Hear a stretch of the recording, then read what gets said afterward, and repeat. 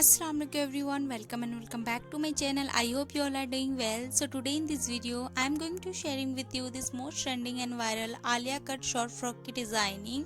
ये काफ़ी टाइम से इंटरनेट पे वायरल चल रहा है गाइस। इसकी ड्रेस की डिज़ाइनिंग बहुत ज़्यादा ट्रेंडिंग में है। तो इस ड्रेस को डिज़ाइन करना बहुत आसान है और इसको मैं बताऊँगी कितने मीटर फैब्रिक का यूज़ करेंगे इस ड्रेस को बनाने के लिए, और स्टेप बाय स्टेप मैं पूरी डिटेल बताऊँगी, तो वीडियो को लास्ट तक ज़रूर देखना।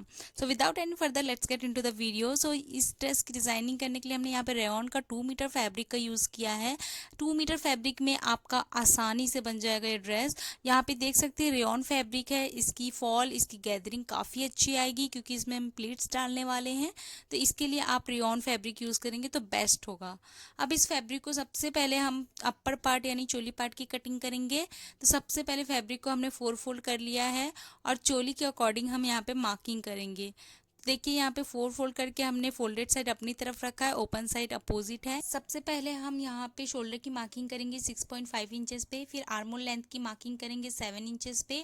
उसके बाद स्केल की हेल्प से इसको एक सीधी लाइन मिला लेंगे। अब हम यहाँ पे ना जो अपर पार्ट यानी चोली वाली पार्ट की लेंथ की मार्किंग कर रहे हैं, तो यहाँ पे हमें 15.5 इंच चाहिए और उसमें 1 इंच हमने स्टिचिंग का मार्जिन ऐड करके 16.5 इंच पे मार्क कर लिया है। अब हम यहाँ पे चेस्ट का जो भी आपका मेज़र है उसको 4 से डिवाइड करके ले लेना है। हमने 4 से डिवाइड करने के बाद उसे लेने के बाद 1.5 इंच मार्जिन रखा है। सेम वेस्ट के साथ भी करना है। आपका जो भी वेस्ट साइज़ है उसको 4 से डिवाइड कीजिए, उसको ले लीजिए और 1 से 1.5 इंच मार्जिन रख दीजिए। अब हम बाहर वाली लाइन को बाहर वाली लाइन से मिलाएंगे और अंदर वाली लाइन को अंदर वाली लाइन से मिलाएंगे। अब हम क्या करेंगे, आर्मोल का शेप देंगे। तो सबसे पहले 1 इंच पे मार्क करके हमने आर्मोल की गोलाई दी है। ये एकदम लाइट हैंड से आपको देना है और 1/2 इंच हमने डाउन करके जो कि फ्रंट पार्ट में कट होगा उसकी भी गोलाई दे दी है। अब हम क्या करेंगे, जो हमारा आलिया कट में सेंटर कट होता है उसको देंगे। तो फोल्डेड साइड में नीचे की तरफ से ऊपर की साइड इंची टेप रखा है, 3 इंच पे मार्क किया है। उसके बाद हमने क्या किया है, जो हमने स्टिचिंग के लिए हमने एक्स्ट्रा मार्जिन 1.5 इंच छोड़ा था वहाँ पे हमने स्केल को रखा है और ये 3 इंच वाले मार्क से मिला दिया है। अब हम 1/2 इंच शोल्डर को डाउन कर देंगे। तो यहाँ पे 2.5 इंच पे पहले हमने मार्क कर लिया है और वही निशान तक हम 1/2 इंच शोल्डर को डाउन करते हैं। उसके बाद हमने लेंथ की कटिंग की है, फिर हमने साइड से कटिंग की है और हमने आर्मोल की गोलाई कट किया है, शोल्डर को डाउन कर दिया है। यहाँ तक की कटिंग करने के बाद गाइज आपको एक चीज़ ध्यान देना है, अब अंदर वाले पार्ट को निकाल लेना है जो कि हमारा बैक पार्ट होता है, और एक ही पार्ट में हम ये जो 3 इंच का मार्क किया है उसको कट करेंगे यानी कि फ्रंट पार्ट में। तो यहाँ पे आप बिल्कुल मिस्टेक मत करना, आपको सिर्फ फ्रंट पार्ट में कट करना है 3 इंच, ये चीज़ आपको ध्यान देना है। और आप देख सकते हैं 1.5 इंच का मार्जिन हमने छोड़ के कट किया है और हमने आधा इंच के करीब जो गोलाई दिया था, आर्मोल डाउन किया था, उसको भी कट कर लिया है। अब जो बचा हुआ फैब्रिक है उसको हमने 2 फोल्ड करके रखा है। फोल्डेड साइड आपको अपोजिट रखना है और ओपन साइड मैंने अपनी तरफ रखा है। उसके बाद हमने यहाँ पे लेंथ की मार्किंग की है। तो यहाँ पे जो भी आपको फ्रॉक लेंथ लेना है उसमें 1 इंच मार्जिन ऐड करके ले सकते हैं। यहाँ पे मैंने 20 इंचेस लिया है, 19 इंचेस हमें रेडी चाहिए, 1 इंच हमने मार्जिन रखा है। इसको हमने एक सीधी लाइन स्केल की हेल्प से मिला ली है और ये हमने कट कर दिया है। तो यहाँ पे सिंपली हमने इसकी कटिंग कर ली है। इसको अभी हम साइड करेंगे। सेम हमने 20 इंचेस का और एक पार्ट निकाल लेना है। ये देखिए हमने उसके बाद इंची टेप को रखा और 20 इंचेस में मार्क करना है अगेन। और उसके बाद के आपको क्या करना है, 3 इंच एक्स्ट्रा लेना है गाइज। वो जो हमने फर्स्टली कट किया था वो हमारा बैक पार्ट था, ये हमारा फ्रंट पार्ट है। फ्रंट पार्ट में आपको 3 इंच एक्स्ट्रा रखना है, ये आपको ध्यान देना है क्योंकि फ्रंट पार्ट में हमने आलिया कट शेप देना है, तो उसके लिए 3 इंच एक्स्ट्रा रहना बहुत ज़रूरी है। सबसे पहले हमने 20 इंचेस लिया, आफ्टर दैट हमने 3 इंचेस एक्स्ट्रा लिया है और इसको एक सीधी लाइन करके हम मिला लेंगे। तो आपको ये चीज़ बहुत इंपॉर्टेंट है, ये चीज़ आप ज़रूर ध्यान दीजिए। अब देखिए ओपन साइड है, ओपन साइड से हमने यहाँ पे 3 इंच लेना है। ऊपर से इंची टेप को रखते हैं नीचे की तरफ और 3 इंच लेके हम यहाँ पे फिर फोल्डेड साइड की तरफ इंची टेप को ले जाके हमने इस तरीके से तिरछा लाइन खींच लिया है। बस ये ध्यान देना है कि ये हमने ओपन साइड से 3 इंच डाउन किया है और फोल्डेड साइड पे हमने तिरछा निशान लगा के कट कर दिया और नीचे से हमने सीधी स्ट्रेट कटिंग कर ली है। ये हमारा फ्रंट पार्ट हो गया है। तो बैक और फ्रंट पार्ट की कटिंग हो गई है। अब स्लीव के लिए जो भी फैब्रिक बचा है वो हमारा आराम से हो जाएगा, उसको हमने लेंथ ले लेना है। तो स्लीव की कटिंग के लिए यहाँ पे हमने 20 इंचेस लेंथ ली है, सीधी लाइन मिला के हमने अच्छे से इसको सीधा कर लिया, कट कर लिया है। उसके बाद हम फ्रंट राउंड की मार्किंग करेंगे और आर्मोल की मार्किंग करेंगे। तो आर्मोल यहाँ पे हम सबसे पहले मार्क कर रहे हैं 9 इंचेस पे और 1 इंच पे हमने यहाँ पे मार्जिन रखा है, और फ्रंट राउंड है वो हमारा 5 इंच है, उसमें भी हम 1 इंच मार्जिन रखेंगे। और फोल्डेड साइड यहाँ पे हमने अपनी तरफ रखे है कपड़े का, और ये 4 फोल्ड फैब्रिक है। अब हमने आर्मोल की साइड से 3 इंच पे डाउन करना है और आर्मोल की गोलाई दे देनी है, हल्के हाथ से आपको शेप देना है। और इस तरीके से हमने आधा इंच और डाउन कर दिया, जो कि हमारा आगे के लिए कट होता है। अगर आपको शेप देने की प्रॉपर वीडियो चाहिए जिसमें हम स्केल की हेल्प से कैसे आर्मर शेप देते हैं, तो do let me know in the comment section, मैं ज़रूर बनाऊंगी वीडियो आप लोग के लिए।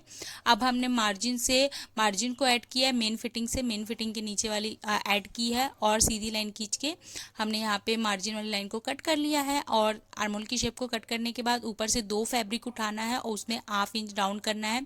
आपको एक चीज़ ध्यान देना है, यहाँ पे 2 ही फैब्रिक उठा के आपको कट करना है। अब हमने स्लीव की भी कटिंग कर ली है। अब हम यहाँ पे नेक तैयार करेंगे, तो नेक के लिए हमने यहाँ पे V neck shape already cut करके बुकरम को, और उसको हमने कपड़े पे अच्छे से चिपका के स्टिचिंग लगा ली है। इसकी लेंथ हमने 6.5 इंचेस रखी है और विड्थ हमारी 6 इंचेस है। और इस तरीके से हमने सीधी वाली साइड को सीधी वाली साइड पे रखा है फ्रंट पे, और उसके बाद हमने इसकी किनारी में, बुकरम की किनारी में स्टिचिंग लगानी है। यहाँ पे आपको ध्यान देना है कि बुकरम पे स्टिच बिल्कुल भी ना लगे। और उसके बाद हम इसकी कटिंग करेंगे, ½ इंच के करीब कपड़ा छोड़ते हुए कट करना है, और छोटे छोटे कट्स लगाते टाइम ये ध्यान देना है कि धागा बिल्कुल भी कट ना हो। अगेन हमने इसको उल्टा कर लिया है, पीछे की साइड बुकरम चला गया है। इसको आयरन करके सेट करने के बाद हमने टॉप स्टिच लगाई है, तो यहाँ पे किनारे पे एकदम टॉप स्टिच लगा के इसको कंप्लीट करेंगे। सेम मेथड से हमने बैक नेक की भी डिज़ाइनिंग की थी। बैक नेक में हमने simply round shape back neck बनाया था, देख सकते हैं आप।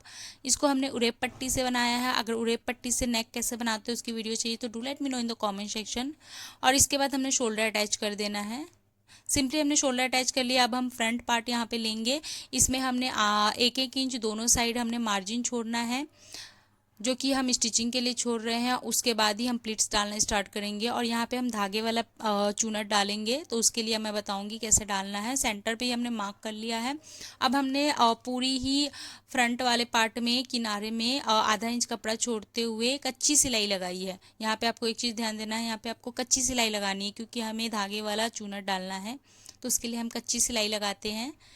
तो यहाँ पे हमने सिंपली कच्ची सिलाई लगा ली है। ध्यान रखें धागा कहीं से भी टूटना नहीं चाहिए। अगर धागा टूट जाता है बीच में मान लो, तो आपको वापस से स्टिचिंग लगाना है। तो हमने यहाँ पे स्टिचिंग लगा ली, और एक साइड हमने नोट बांध देना है ताकि वो खुले ना। और एक साइड हमने नोट लगा दिया, दूसरे साइड से हमें एक धागा पकड़ के पुल करना है। हम स्टिचिंग करते हैं तो ऊपर नीचे 2 धागे होते हैं, तो नीचे से एक धागा छोड़ के ऊपर वाले एक धागे को पकड़ना है सिंपली, और उसको पुल करना है।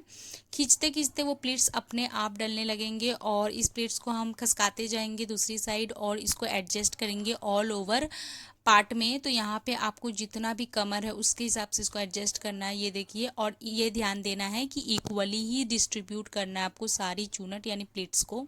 अब हमने फ्रंट पार्ट लिया है और उसके भी सेंटर को मार्क कर लिया है, और हमने जो फ्रॉक वाला पार्ट था उसके भी सेंटर को मार्क करना है। सेंटर से सेंटर को मिलाना है, और सीधी वाली पार्ट को सीधी वाली पार्ट से मिलाना है। दोनों साइड चेक करेंगे कि इक्वल आ रहा है कि नहीं। इक्वल आ जाए तो इसको हम स्टिचिंग लगा लिए हैं। तो यहाँ पे आपको सिंपली स्टिचिंग लगा लेनी है। दोनों साइड 1-1 इंच के करीब चूनट नहीं डालना है, ठीक है। अब हमने बैक पार्ट में सिंपली प्लीट्स डाल लिया है, और देखिए हम बैक पार्ट को भी अटैच कर दिए है। उसके बाद हम टॉप स्टिच लगा लेंगे ताकि एकदम अच्छे से फिनिशिंग आ जाए। जितनी भी प्लीट्स हमने डाली है वो अच्छे से बैठ जाए, सिक्योर हो जाए। अगर आपने यहाँ तक की वीडियो एंजॉय की है तो do subscribe my channel, bell icon को जरूर प्रेस करना, आने वाली वीडियो की नोटिफिकेशन आप तक पहुँच पाएगी। इसके बाद हम बहुत ही खूबसूरत ड्रेस की डिजाइनिंग्स लाने वाले हैं, और इसके साथ साथ वीडियो को लाइक करो, फैमिली फ्रेंड के साथ शेयर ज़रूर करना। अब हम साइड से फिटिंग का मार्जिन जो हमने 1.5 इंच रखा था उसको मार्क कर लेंगे वेस्ट के पास और चेस्ट के पास, और सीधी लाइन खींच लेंगे। और जो हमने प्लीट्स डालते टाइम 1-1 इंच कपड़ा छोड़ा था ना, इसीलिए छोड़ा था ताकि वो चूनट पकड़ में ना आए और अच्छी फिनिशिंग के साथ स्टिचिंग हो पाए। तो हमने देखिए यहाँ पे अच्छे से दोनों साइड फिटिंग की मार्किंग दे दी है, और नीचे तक हम पूरा मार्क कर लेंगे चॉक की हेल्प से, और इस पे हम स्टिचिंग लगा लेंगे। साइड अच्छे से मार्क किया है, इस पे हमने फिटिंग की स्टिचिंग लगा लेनी है, और साथ ही साथ हम नीचे से ½ इंच के करीब कपड़ा फोल्ड कर लेंगे। तो दोनों आगे पीछे हमें फोल्ड करना है। तो यहाँ पे मैं आपको फिटिंग लगा के दिखा रही हूँ। तो यहाँ पे हमने पूरे ऑल ओवर फ्रॉक में ऊपर से नीचे की स्टिचिंग कर ली है और साथ ही साथ हमने स्लीव अटैच कर लिया है। I hope you guys enjoy this video. Please video को ज़्यादा से ज़्यादा शेयर करो, लाइक करो, चैनल को सब्सक्राइब करो। मिलती हूँ नेक्स्ट वीडियो में, जब तक के लिए टेक केयर, बाय बाय, दुआ में याद रखना।